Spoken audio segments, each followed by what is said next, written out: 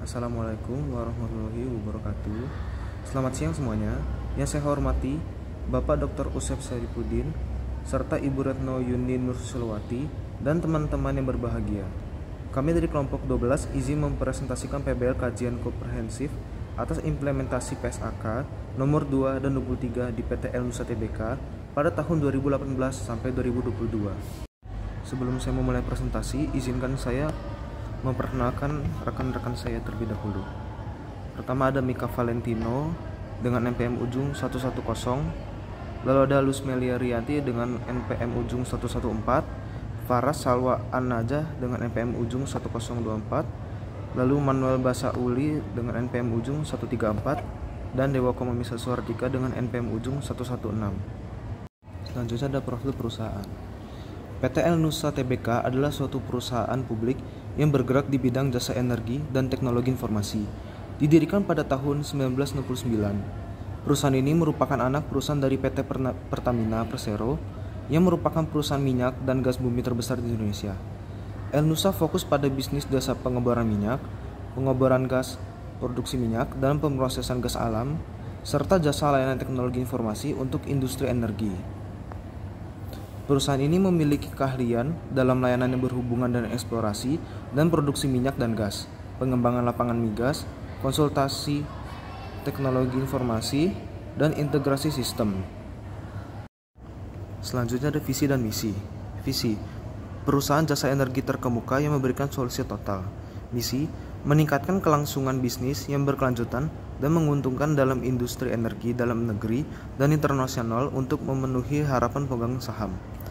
Memenuhi dan menjaga kepuasan pelanggan dengan memberikan solusi total melalui sinergi Operational Excellence (HSSE) dan prinsip-prinsip GCG.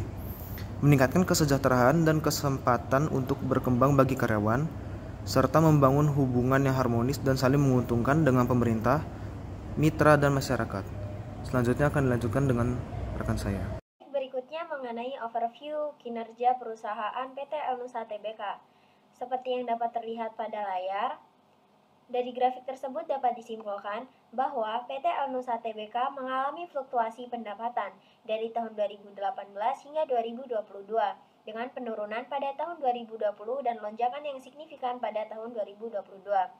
Hal ini didorong oleh pendapatan dari jasa distribusi energi dan hulu migas terintegrasi. Meskipun laba bruto menurun pada tahun 2022, laba operasionalnya meningkat sekitar 10,1%. Hal ini menunjukkan efisiensi biaya. Beban keuangan naik 18,1%, tetapi laba bersih dan laba komprehensif melonjak sekitar 247% dan 251% pada tahun 2022.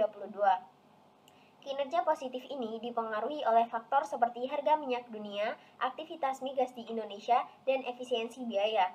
Meskipun demikian, perusahaan perlu memperhatikan kenaikan beban keuangan dan fluktuasi harga minyak, serta terus meningkatkan efisiensi dan diversifikasi portofolio untuk mempertahankan tren positif tersebut.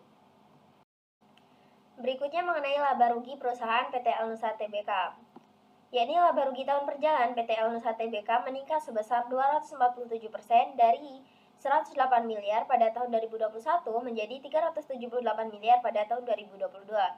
Hal ini terutama disebabkan oleh peningkatan laba bruto, sedangkan laba rugi komprehensif tahun berjalan PTL Nusa Tbk meningkat sebesar 251% dari 111 miliar pada tahun 2021 menjadi 393 miliar pada tahun 2022.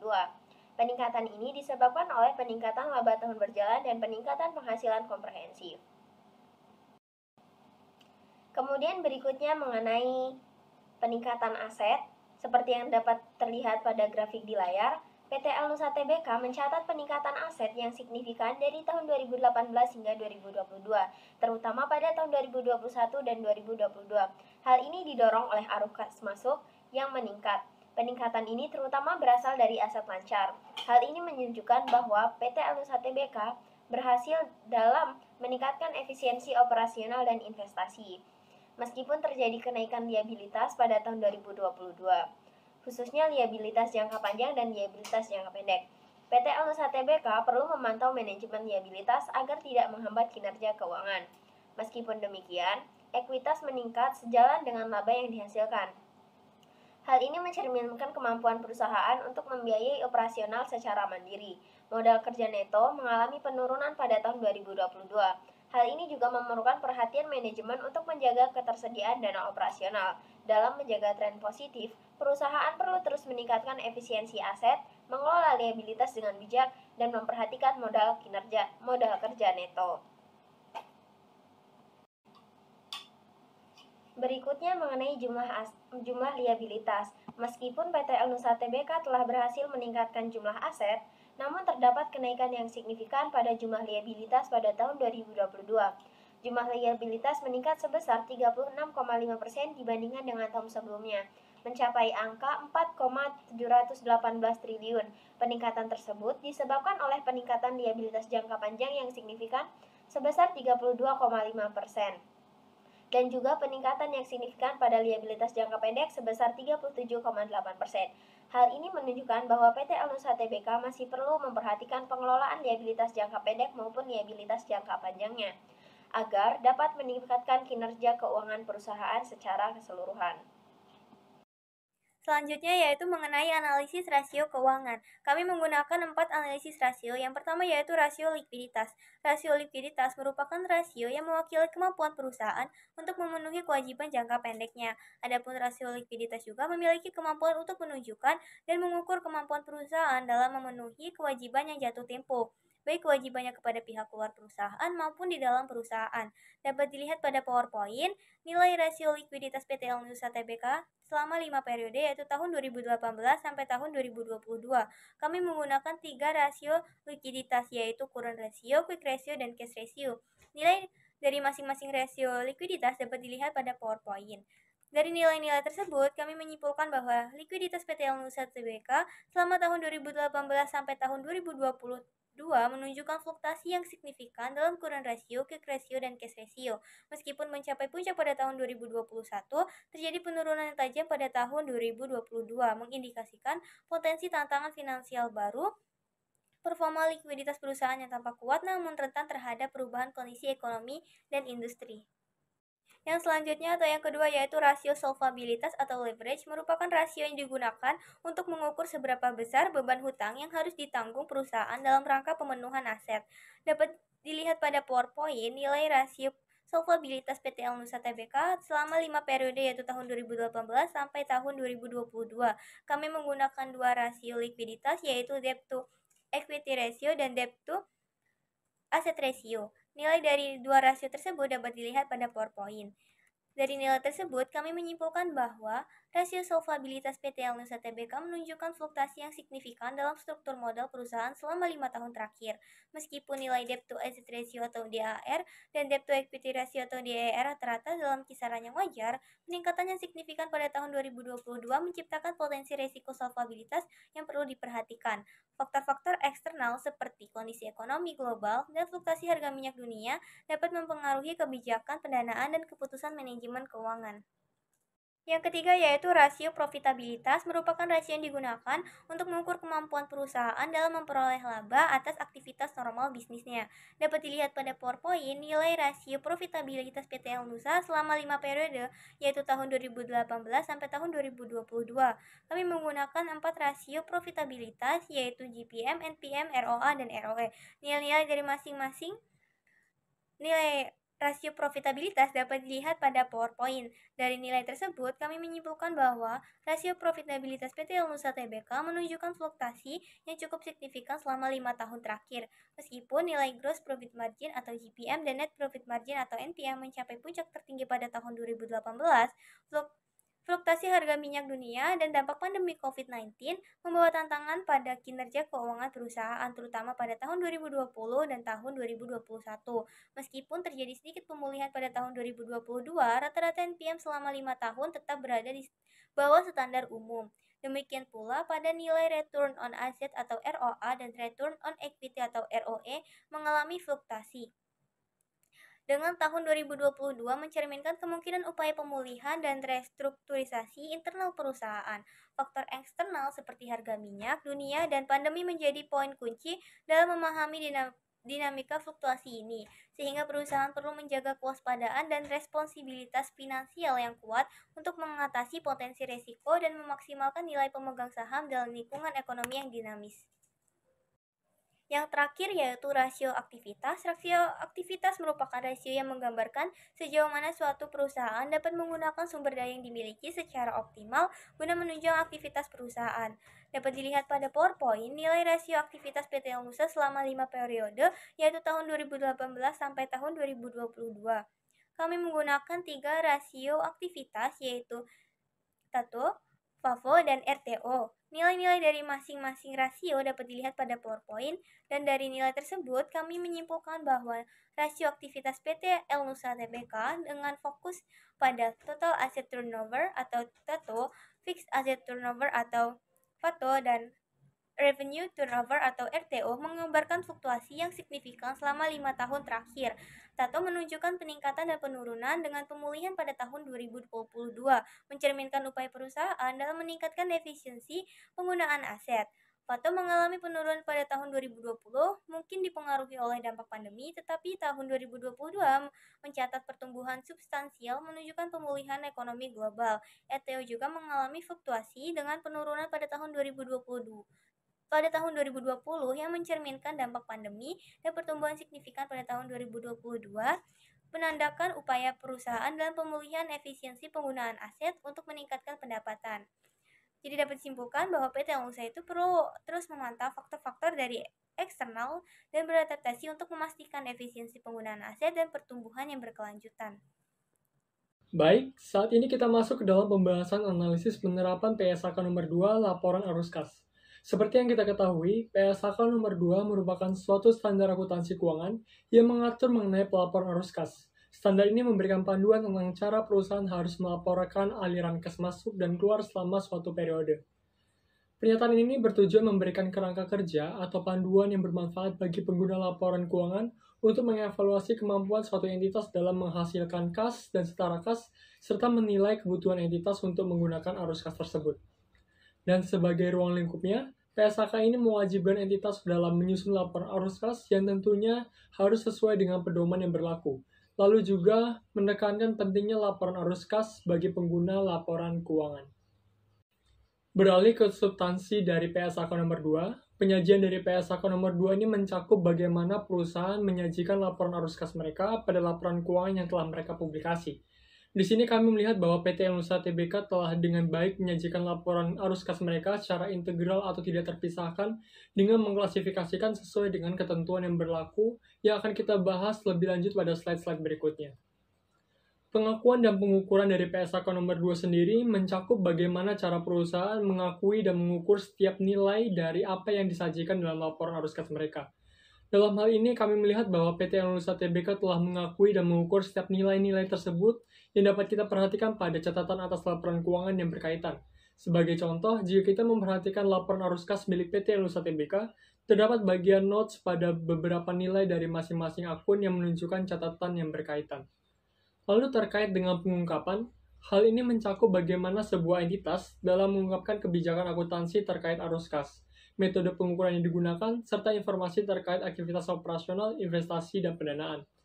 Pengungkapan ini bertujuan agar pihak luar dapat melakukan analisis yang mendalam terhadap arus kas perusahaan, memahami risiko, dan membuat keputusan investasi atau kredit yang informasinya lebih terinci dan transparan. Dalam hal ini kami melihat bahwa PT El Nusa Tbk telah secara lengkap mengungkapkan setiap informasi yang berhubungan ke dalam catatan atas laporan keuangannya. Oke, saat ini kita masuk ke dalam analisis yang pertama, yakni tentang klasifikasi arus kas. Dalam paragraf ke-10 PSAK nomor 2 revisi tahun 2009 menjelaskan bahwa laporan arus kas harus disajikan dengan mengklasifikasikan menurut aktivitas operasi, aktivitas investasi, dan aktivitas pendanaan. Pada presentasi kali ini kami berfokus pada tahun yang terbaru, yakni tahun 2022, sedangkan untuk tahun-tahun sebelumnya telah kami tuangkan dalam makalah Project Based Learning kami.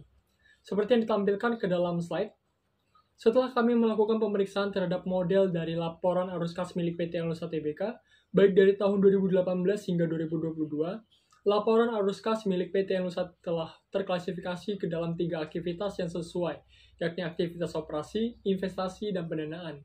Sehingga dalam hal ini kami menganggap bahwa PT Nusa Tbk telah sesuai dalam menyajikan laporan arus kasnya dengan paragraf ke-10 pada PSAK nomor 2. Lanjut ke dalam analisis yang kedua, yakni atas metode pelaporan dalam aktivitas operasi pada laporan arus kas. Pada paragraf ke-18 PSAK nomor 2, dijelaskan bahwa terdapat dua metode yang dapat digunakan, yakni metode langsung dan tidak langsung.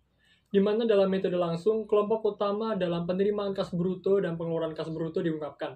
Sedangkan dalam metode tidak langsung, laba atau rugi bersih disesuaikan dengan mengkoreksi pengaruh dari transaksi bukan kas, pengaruh deferral atau akrual dari penerimaan atau pembayaran kas untuk operasi di masa lalu dan masa depan, dan unsur penghasilan atau beban yang berkaitan dengan arus kas investasi atau pendanaan. Jika kita perhatikan pada potongan laporan arus kas di sisi kanan, terlihat jelas bahwa PT Nusa Tbk telah menggunakan salah satu dari kedua metode tadi, yakni metode langsung di mana pengungkapan arus kas tidak dipengaruhi oleh transaksi non-kas, sehingga dalam hal ini kami menganggap bahwa PT Nusa Tbk telah sesuai dalam menyajikan laporan arus kasnya dengan paragraf ke-18 PSAK nomor 2. Masuk ke dalam analisis yang ketiga, yakni pelaporan arus kas dan investasi. Dalam paragraf ke-21 dijelaskan bahwa entitas harus melaporkan secara terpisah kelompok utama penerimaan kas bruto dan pengeluaran kas bruto yang berasal dari aktivitas investasi dan pendanaan, kecuali terdapat arus kas yang dilaporkan atas dasar arus kas bersih, seperti penerimaan dan pengeluaran kas untuk kepentingan pelanggan.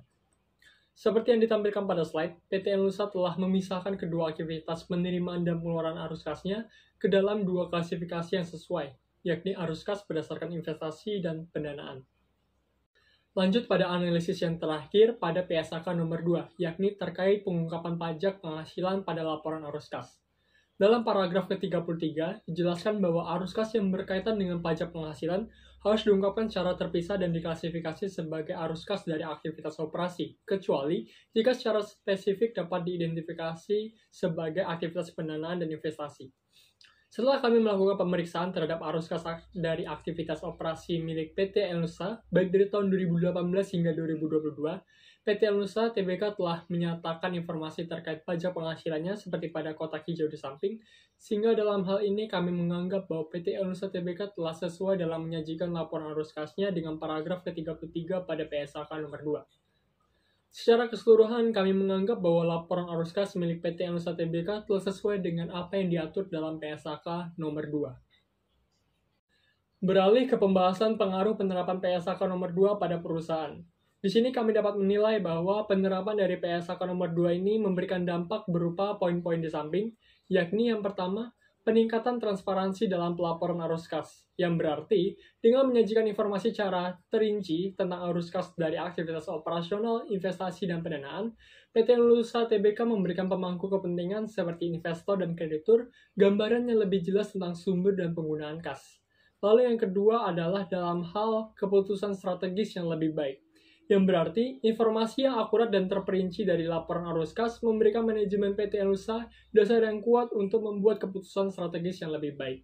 Dan yang terakhir, dalam hal kepatuhan terhadap standar akuntansi, yang berarti kepatuhan ini memperkuat integritas dan kredibilitas laporan keuangan perusahaan, sehingga menjaga kepercayaan pemangku kepentingan dan mendukung hubungan positif dengan pasar keuangan baik. Demikian pembahasan terkait analisis atas penerapan dan kepatuhan PT Nusa Tbk terhadap PSAK nomor 2. Selanjutnya akan dilanjutkan oleh rekan saya.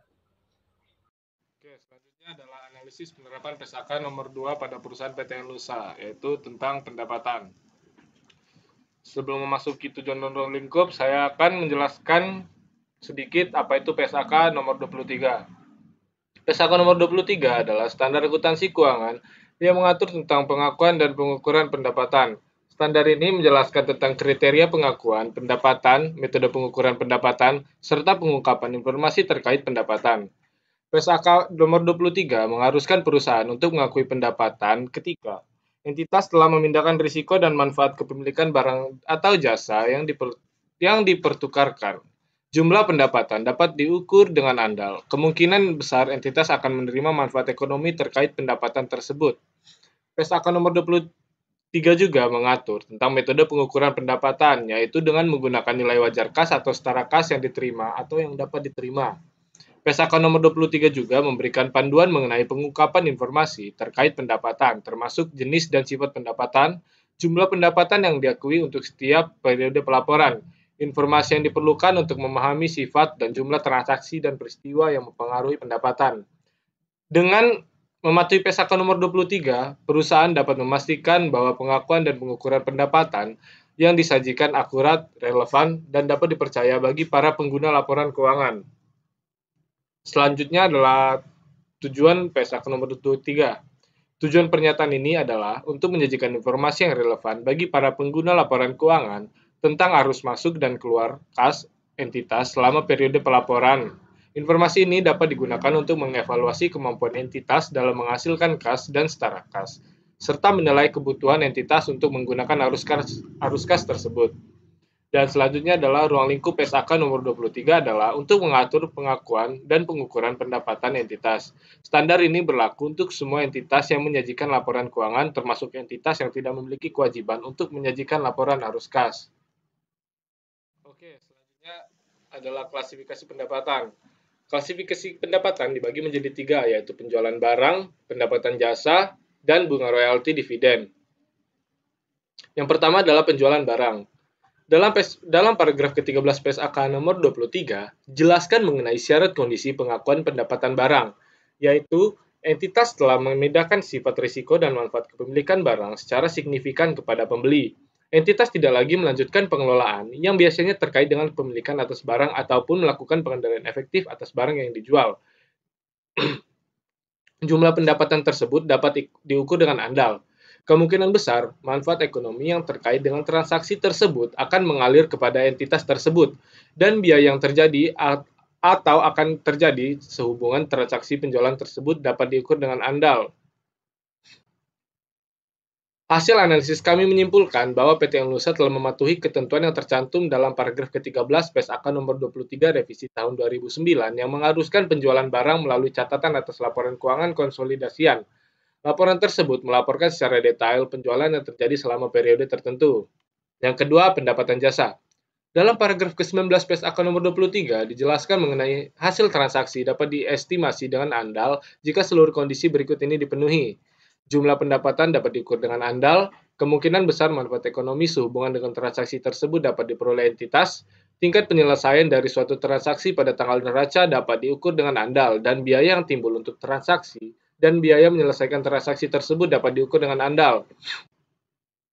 Hasil dari analisis kami menyimpulkan bahwa PT Nusa telah mematuhi ketentuan yang tercantum dalam paragraf ke-19 PSAK nomor 23, revisi tahun 2009, yang mengharuskan penjualan barang melalui beban pokok pendapatan.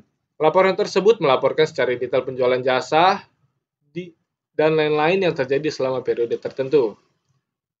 Dan yang ketiga adalah bunga, royalti, dan dividen. Dalam paragraf ke-29 PSAK nomor 23, dijelaskan pendapatan diakui dengan dasar sebagai berikut. Bunga diakui menggunakan metode suku bunga efektif, royalti diakui atas dasar akrual sesuai dengan substansi perjanjian yang relevan, dan dividen diakui jika hak pemegang saham untuk menerima pembayaran ditetapkan. Hasil analisis kami menyimpulkan bahwa PT Nusa telah mematuhi ketentuan yang tercantum dalam paragraf ke-29 PSAK nomor 23 revisi tahun 2009 yang mengharuskan bunga, royalti, dan dividen melalui catatan atas laporan keuangan konsolidasian.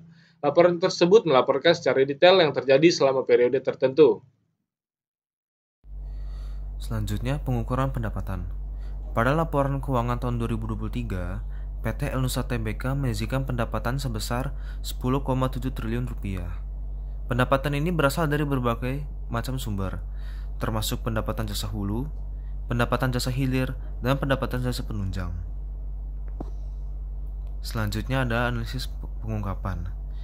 Analisis pengungkapan PSAK nomor 23. Berdasarkan analisis klasifikasi pendapatan yang dilakukan terhadap PT Nusa, dapat disimpulkan bahwa perusahaan telah mematuhi ketentuan-ketentuan yang tercantum dalam PSAK nomor 23 revisi tahun 2009. PSAK nomor 23 mengatur tentang pengakuan, pengukuran, penyajian, dan pengungkapan pendapatan. Terdapat 3 klasifikasi utama pendapatan menurut PSAK nomor 23, yaitu penjualan barang, penjualan jasa, serta bunga, royalti, dan dividen. Berdasarkan analisis yang sudah kami buat, PTL Nusa telah mematuhi ketentuan ini dengan melaporkan secara detail mengenai penjualan barang, penjualan jasa, bunga, royalti, dan dividen melalui catatan atas laporan keuangan konsolidasian dan beban pokok pendapatan. Dengan demikian, PTL Nusa telah memenuhi persyaratan pengungkapan pendapatan sesuai dengan PSAK nomor 23 melalui laporan keuangannya. Selanjutnya adalah pengaruh penerapan PSAK nomor 23 pada PTL Nusa, di mana di sini terdapat 3 pengaruh. Yang pertama, peningkatan kualitas informasi keuangan. PSAK nomor 23 menetapkan standar yang lebih ketat dalam pengakuan, pengukuran, dan pengungkapan pendapatan. Standar ini mengharuskan perusahaan untuk mengakui pendapatan hanya jika telah terpenuhinya 5 kriteria, yaitu yang pertama, adanya kontrak yang mengikat antar perusahaan dan pelanggan. Yang kedua, perusahaan telah menyerahkan barang atau jasa kepada pelanggan.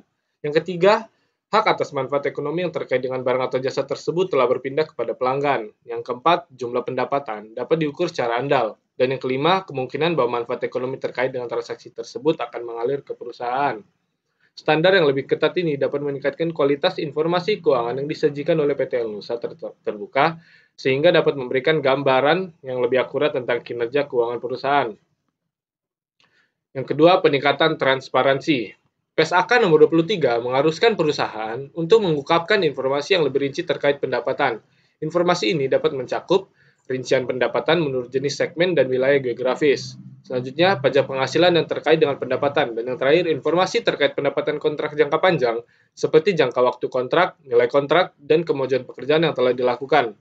Informasi yang lebih rinci ini dapat meningkatkan transparansi laporan keuangan perusahaan, sehingga dapat memudahkan penggunaan laporan keuangan untuk memahami kinerja keuangan perusahaan. Dan yang terakhir adalah peningkatan kepatuhan terhadap peraturan. PSAK nomor 23 merupakan standar akuntansi yang berlaku di Indonesia. Dengan menerapkan PSAK ini, PTL Nusa dapat meningkatkan kepatuhan terhadap peraturan, sehingga dapat mengurangi risiko sanksi dan regulator. Misalnya, PTL Nusa terbuka mengungkapkan informasi terkait pendapatan secara akurat dan tepat waktu.